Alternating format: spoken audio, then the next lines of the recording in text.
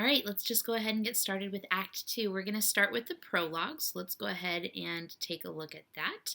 There is a prologue for Act 2 as well. This is the last act that has one. So it says this: Now old desire doth in his deathbed lie, and young affection gapes to be his heir. Old desire would be Rosaline, and so young affection would then be Romeo's love for Juliet. So out with the old, in with the new, in terms of who he loves. That fair, meaning that beautiful woman, Rosaline, for which love groaned for and would die, with tender Juliet matched, is now not fair. Okay, so in comparison to Juliet, Rosaline, not looking so hot anymore. Now Romeo is beloved and loves again, alike bewitched by the charm of looks. The big difference between what Romeo thought about his love for Rosaline and what he has with Juliet is that both Romeo and Juliet actually like each other. Remember, Rosaline was unrequited love. She didn't really love him back. But to his foe supposed he must complain, and she still loves sweet bait from fearful hooks. Being held a foe, he may not have access to breathe such vows as lovers use to swear.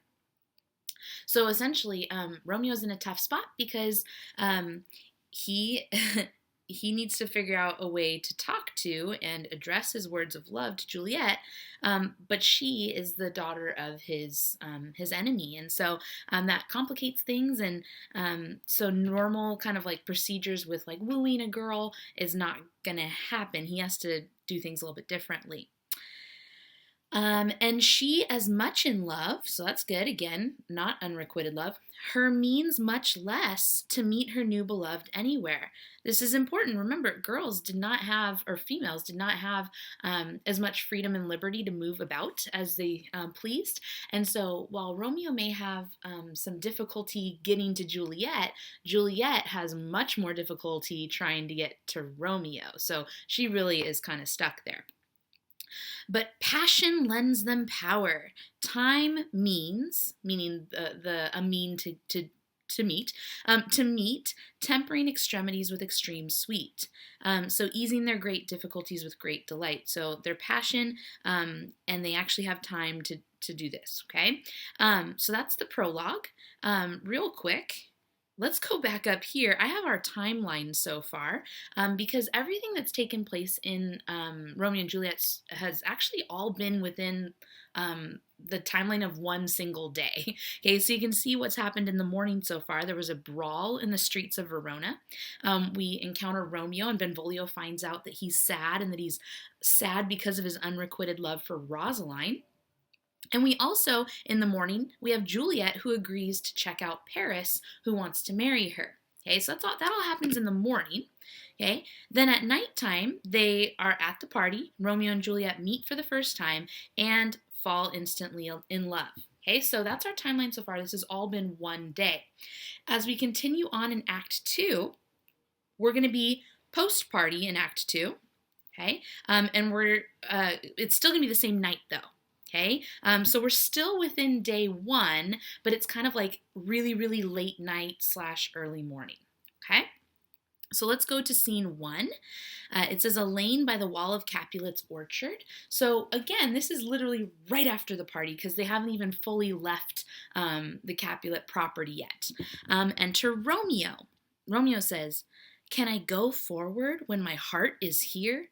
Turn back, dull earth, and find thy center out." Meaning he feels like he can't even go home at this point because he is already so in love with Juliet that he feels like his heart and soul is here in the Capulet building. He can't leave. He climbs the wall and leaps down within it. So we've got breaking and entering Romeo, so good job there.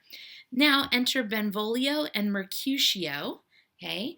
Benvolio says, "Romeo, my cousin Romeo." They are looking for Romeo at this point. Mercutio says, "He is wise, and on my lie hath stolen him home to bed." Okay, so Mercutio's like, "Let's just go, man. He's probably already in bed." Benvolio, "Now he ran this way and leapt this orchard wall. Call, good Mercutio." Okay.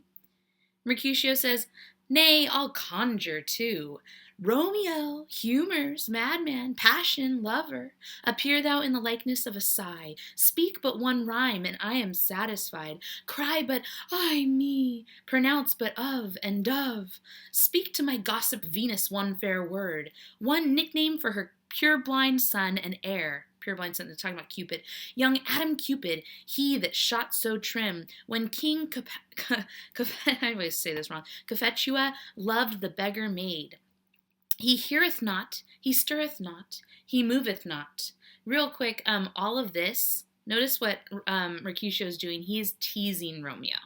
Okay, remember that Mercutio has a much different view of love than Romeo does. Romeo is very passionate, very a big believer in love, and Mercutio is like, whatever, man. Love is just nothing, right? Ignore your feelings. It's all about what's practical. And so he's kind of teasing him. Then he says, he heareth not, he stirreth not, he moveth not. The ape is dead, meaning he's calling Romeo like a trained monkey who is just playing. He can hear us probably. He just wants to be left alone. And I must conjure him. I conjure thee by Rosaline's bright eyes, by her high forehead and her scarlet lip, by her fine foot, straight leg, and quivering thigh, and the demesnes, that there adjacent lie. Okay, interesting. I'll come back to that in a second. That in thy likeness thou appear to us. Okay, so it's interesting that he's trying to get Romeo to come out by talking about Rosaline. There's irony in that, dramatic irony in particular, because what do we as the audience know that Mercutio doesn't? We know that Romeo is way over Rosaline, right? Couldn't care less about her at this point. He has moved on to Juliet. But Mercutio doesn't know that, and so when he's talking about Rosaline and talking about her quivering thigh and what lies there adjacent, I'll let you guys kind of figure this out, but there's something in particular that lies very close to a woman's thigh. And so he's talking kind of inappropriately about her, and so he thinks that'll get him to come out because it'll frustrate him. But again, Romeo couldn't care less about Rosaline, so there's some irony there. Benvolio, and if he hear thee, thou wilt anger him, right? Again, you're talking about his girl. Don't do that. Mercutio, this cannot anger him. 'Twould anger him to raise a spirit in his mistress' circle of some strange nature, letting it there stand till she had laid it and conjured it down. That were some spite. Okay, so what Mercutio says here is what would really make him mad would be if I had sent another man to have sex with her, right? Like that would be really annoying, okay? That would be worthy of him getting angered, not necessarily me talking about her quivering thigh and adjacent lie. My invocation is fair and honest, and in his mistress's name I conjure only but to raise him up. I'll let you guys figure that one out. Benvolio, come, he hath hid himself among these trees to be consorted with the humorous night. Blind is his love, and best befits the dark. Like, let's just leave him alone. Mercutio, if love be blind, love cannot hit the mark.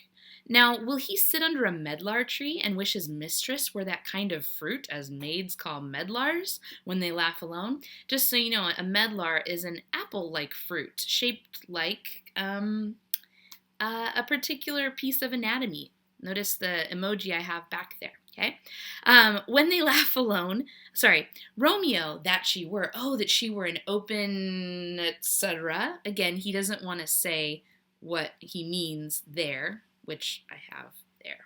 Okay, thou a popperin pear, Romeo, good night, all to my truckle bed. This field bed is too cold for me to sleep. Come, shall we go? Go then. Benvolio, go then, for 'tis in vain to seek him here that means not to be found. Meaning we should just probably leave him alone because he does not want to be found clearly.